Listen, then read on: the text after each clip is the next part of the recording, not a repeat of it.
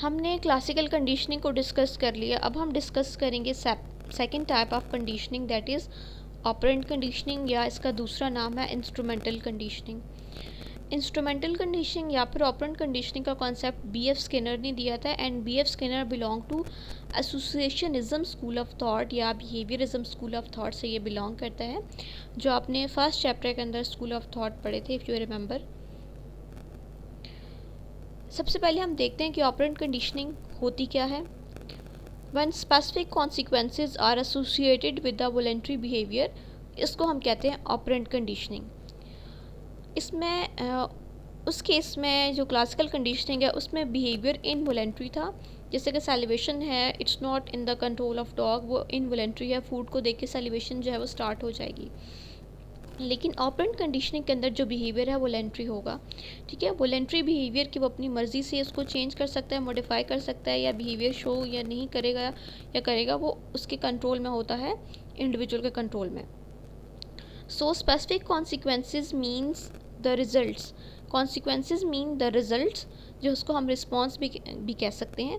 सो यहाँ पे रिस्पॉन्स के रिजल्ट में स्टिमुलस जो है वो जनरेट हो रहा है, जबकि क्लासिकल कंडीशनिंग में पहले स्टिमुलस था फिर रिस्पॉन्स था, लेकिन ऑपरेंट में पहले रिस्पॉन्स है फिर स्टिमुलस आएगा। इसमें जो है B.F. स्किनर ने पिजन्स को भी यूज़ किया अपने एक्सपेरिमेंट के अंदर और रैट्स को भी यूज़ किया, जैसे कि पैवलव ने डॉग को यूज़ किया था। So in operant conditioning the rewards introduced to increase the behaviour, इसमें कॉन्सिक्वेंसेज यूज़ किए जाते हैं। कॉन्सिक्वेंसेज क्या है, रिवॉर्ड है या फिर पनिशमेंट है। रिवॉर्ड दिया जाता है, अगर बिहेवियर को इंक्रीज़ करना हो तो रिवॉर्ड दिया जाता है, और अगर हमने बिहेवियर को डिक्रीज़ करना है तो हम पनिशमेंट देते हैं।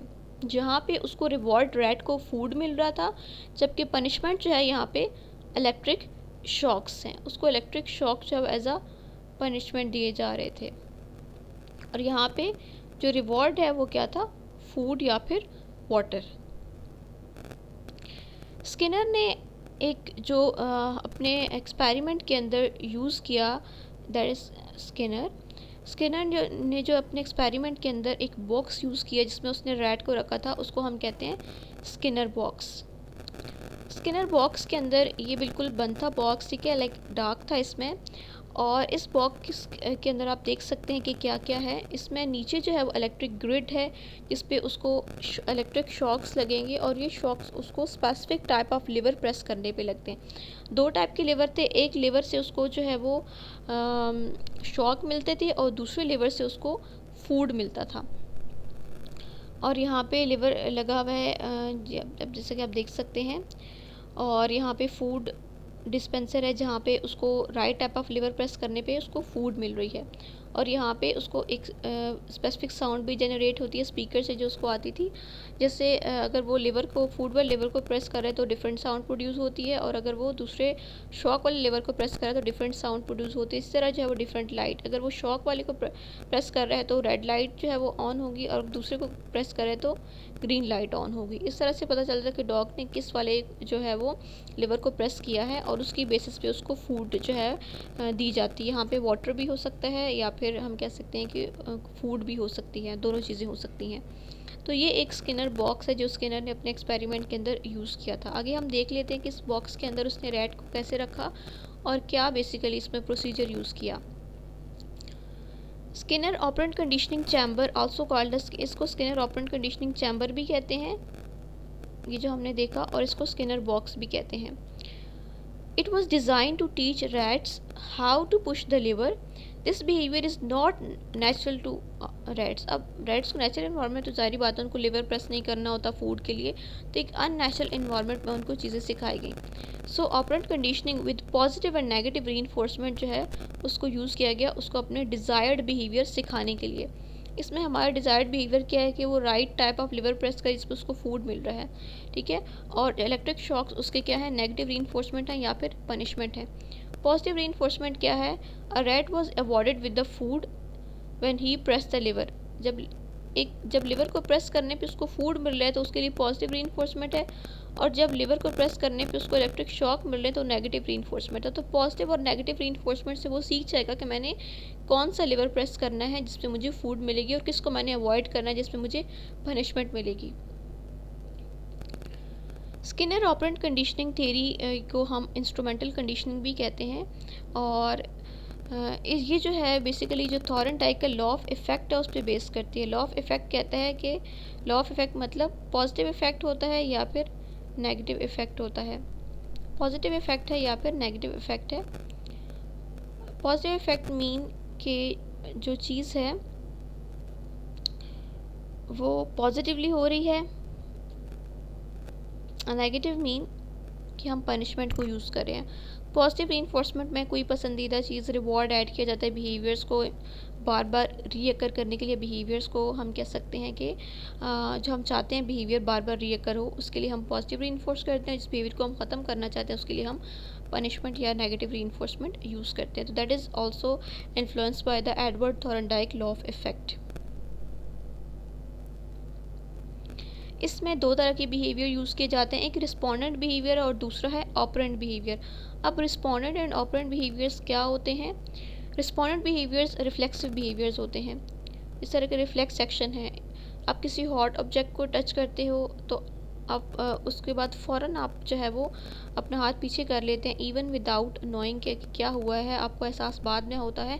That is reflexive behaviour. या आप किस चीज़ को फॉर एग्ज़ाम्पल जो है वो यहाँ पे एग्जांपल जैसे कि दी हुई है, such as pulling your hand back from the hot stove और jerking your leg when the doctor tap on your knees. या कोई भी आपको जो है वो हिट करता है, मारता है, तो फ़ौरन से जो है वो अपने आपको पीछे कर लेते हैं। तो दैट इज़ रिस्पोंडेंट बिहेवियर जो रिफ्लेक्सिव बिहेवियर है। लेकिन यहाँ पे ऑपरेंट बिहेवियर्स की बात हो रही है। ऑपरेंट कंडीशनिंग के अंदर रिफ्लेक्सिव बिहेवियर्स को हम चेंज नहीं कर सकते, बिकॉज रिफ्लेक्सिव बिहेवियर्स भी टाइप ऑफ इनवॉलंटरी बिहेवियर्स हैं कि हमें क्योंकि हमारी इसमें मर्ज़ी शामिल है, तो अपनी हम ऐसा नहीं हो सकता कि हम जो है वो ऊपर रख के हाथ जलाते रहें अपनी मर्ज़ी से, हम फ़ौरन से हाथ को पीछे करेंगे। रिफ्लेक्सिव बिहेवियर है क्योंकि हम इसमें हमारे माइंड तक इन्फॉर्मेशन बाद में जाती है, इसमें स्पाइनल कॉर्ड इन्फॉर्मेशन को जो है वो डिसीजन मेकिंग कर रहा होता है, तो इसमें हमारी सोच थिंकिंग इन्वॉल्व नहीं होती, हम वॉलंटरली अपनी मर्ज़ी से चीज़ नहीं कर सकते। तो जहाँ पे आपकी मर्ज़ी, आपकी हम कह सकते हैं कि मर्ज़ी शामिल होगी आपकी, आप वॉलंटरली चीज़ों को करेंगे तो वो ऑपरेंट बिहेवियर्स होंगे। तो यहाँ पे रिफ्लेक्सिव बिहेवियर्स पे ऑपरेंट कंडीशनिंग अप्लाई नहीं होती, ऑपरेंट बिहेवियर्स के ऊपर ही जो है वो ऑपरेंट कंडीशनिंग अप्लाई होगी। सो हम देखते हैं कि ऑपरेंट बिहेवियर्स बेसिकली हैं क्या। Those under our conscious control, some may occur spontaneously and others purposely, but it is the consequence of these actions that influence whether or not they occur. Consequence mean reinforcement. Behaviours तो वो हैं जो अपनी मर्ज़ी से करते हैं, conscious control में हमारे होते हैं, लेकिन वो बिहेवियर होंगे या नहीं होंगे ये चीज़ किस पे डिपेंड करेगी? कॉन्सिक्वेंसेस पे, उसके नताइज के ऊपर, उसके रिजल्ट्स के ऊपर। अगर पॉजिटिव रीइंफोर्समेंट है, हम वही काम करते हैं जिस पे हमें दूसरे लोग सर आते हैं, हमें पज़िराई मिलती है, हमें दूसरा अच्छा समझते हैं आसपास के लोग, उस चीज़ को हम बार बार रिपीट करते हैं। लेकिन जो चीज़ जो है वो हमें जिसकी वजह से सोशल अप्रूवल नहीं मिलता, या दूसरे भी हमें उसको वैसे बुरी नज़रों से देखते हैं, या सोसाइटी के अंदर रहते हुए वो चीज़ को अच्छा नहीं समझा जाता, हमें नेगेटिव कॉन्सिक्वेंसेस फेस करना पड़ते हैं, तो हम उस चीज़ को अवॉइड करेंगे। किस तरह सिग्नल ब्रेक करने पे चालान होता है तो उसको अवॉइड किया जाता है। पाकिस्तान के अंदर तो जो है वो जब पुलिस ऑफिसर को या ट्रैफिक पुलिस वाले सामने खड़े होते हैं सिर्फ तभी सिग्नल को फॉलो किया जाता है, लेकिन बाकी कंट्रीज़ में जो है वो इस तरह से नहीं होता।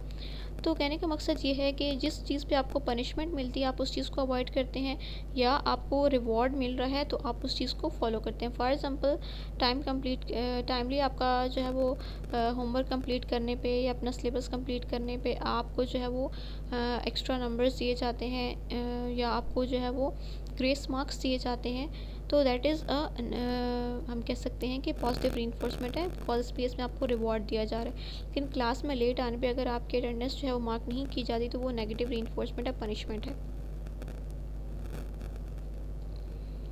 तो ऑपरेंट क्या होता है?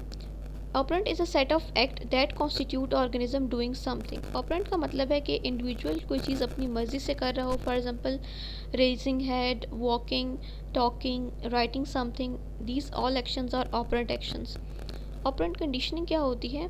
It refer to kind of learning process where by a response is made more probable और मोर फ्रीक्वेंट बाय रीइंफोर्समेंट, जिसमें रीइंफोर्समेंट के ज़रिए रिस्पॉन्स को चेंज किया जाता है, वो है ऑपरेंट कंडीशनिंग। अब रीइंफोर्सर क्या है? रीइंफोर्समेंट में रीइंफोर्सर क्या है? आ स्टिमुलस हुज प्रेजेंटेशन और रिमूवल, प्रेजेंटेशन रिवॉर्ड के केस में उसको प्रेजेंट किया जाएगा, पनिशमेंट के केस में उसको रिमूव किया जाएगा, ताकि अपनी मर्ज़ी से रिस्पॉन्स को चेंज किया जा सके।